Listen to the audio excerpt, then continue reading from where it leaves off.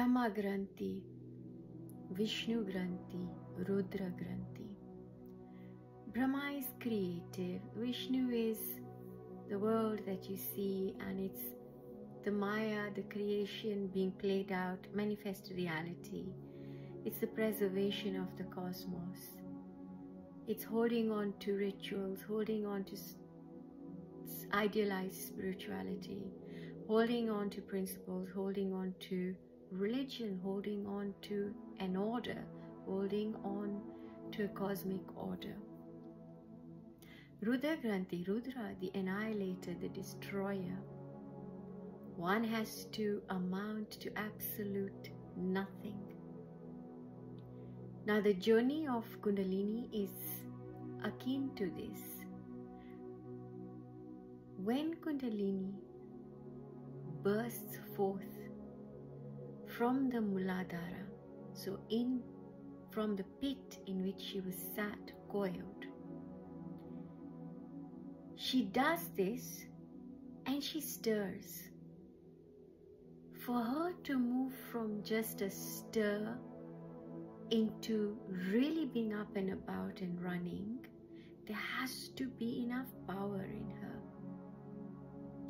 That power comes, and the ability to pierce the Brahma Granthi, which is in the Muladhara, comes when, consciously or unconsciously, there is a move within us towards all that is, towards the void. This can also happen unconsciously in near-death experiences, traumas, CPTSD, PTSD, sickness, illness, grief, anything that moves you so much. It gives you such a profound experience that it brings you at least into a spark of that journey towards the void, unbeknownst to you. For those of you who've done this consciously, you might be trying to awaken your Kundalini. You might have received initiation through an awakened guru, somebody who's already awakened, somebody who's already on that path. You may have consciously visited certain places. There could be samadhis, tombs, energy vortexes, places of congruence of a lot of energy. So these are places that are very, very powerful spots. And if you're already receptive enough, your antenna is up and running, even that being there has the ability to shaken and stir the Kundalini. Now, some of you who have consciously been also doing this may have wanted this and was expecting it to stir or to go through its nuances in a particular way.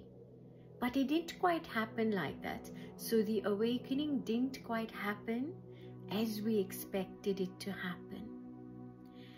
And those unconsciously having awoken the Kundalini may not even to now know what it is that has happened. They may not even know that there is a profound experience. They may experience it as a nervous breakdown. In a way, it is a nervous breakdown. They may experience it as a mental disorder, a psychosis. And those of you who are aware and have awakened it, albeit unconsciously, you will gravitate towards unraveling the void. So your journey will be fueled by that desire for the void. So the same desire towards which Kundalini now makes her ascent. To assist Kundalini in making her ascent, she must get past these three granthis. these 3 knots. They are not physical knots, but they are like a conglomeration of what that particular place represents and how it manifests in our physical reality. Now the very first one is the Brahma Granthi. Now this is from which she would have stirred, and then she's awoken and she's got enough power in her to pierce through that, to pierce through the Brahma Granthi. Here is a tricky one. So many of you say, I feel an intense sexual energy. Some of you say that you can't comprehend why you are bursting forth with creativity, yet on the other hand, some of you are having issues with survival. You're having these wonderful experiences like seeing orbs of light, feeling surges of energy, feeling thunder lighting and thunderbolting, and feeling like, wow, you're blissed out. Yet, there will also be a fear of survival. Yet, your worst fears might come up. Your phobias might come up. So, for the Brahma Granthi to be fully pierced, the Kundalini must move past the Muladhara.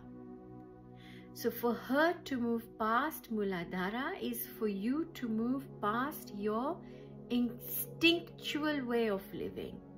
So you move past your survival instinct. You move past your need to keep your feet here. You move past greed. You move past money. You move past anger. You move past lust.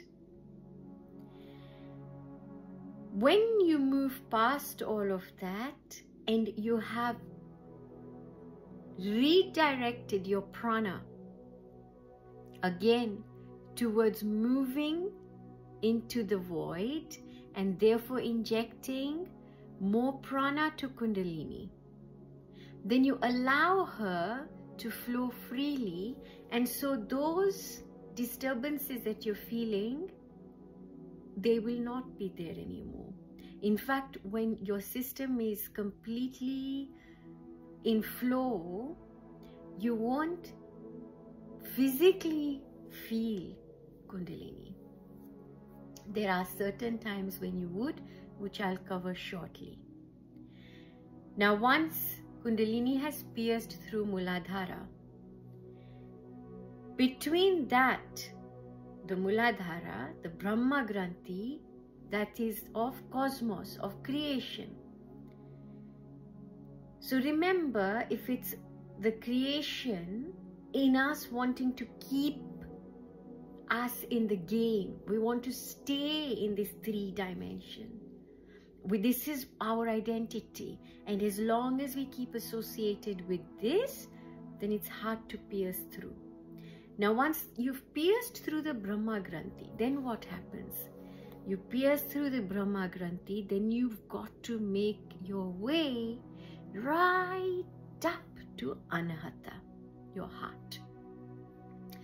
Now, between these 2 points, how many main meridians are we going to cross? You're going to cross your Swadhisthana. You're going to cross your Manipura. You're going to cross your Anahata. Right? Now, Swadhisthana, again, sexual pleasures, lust, avarice, greed, envy, moh, loh, hankar. Right? All of that is there in Swadhisthana. Swadhisthana is concerned with your pleasures, staying in your comfort zone and saying, no, I'm going to stay in this because it feels really good. And also, this is when we are feeling these sensations of Kundalini, the bliss of it all. And a lot of us get stuck at this point.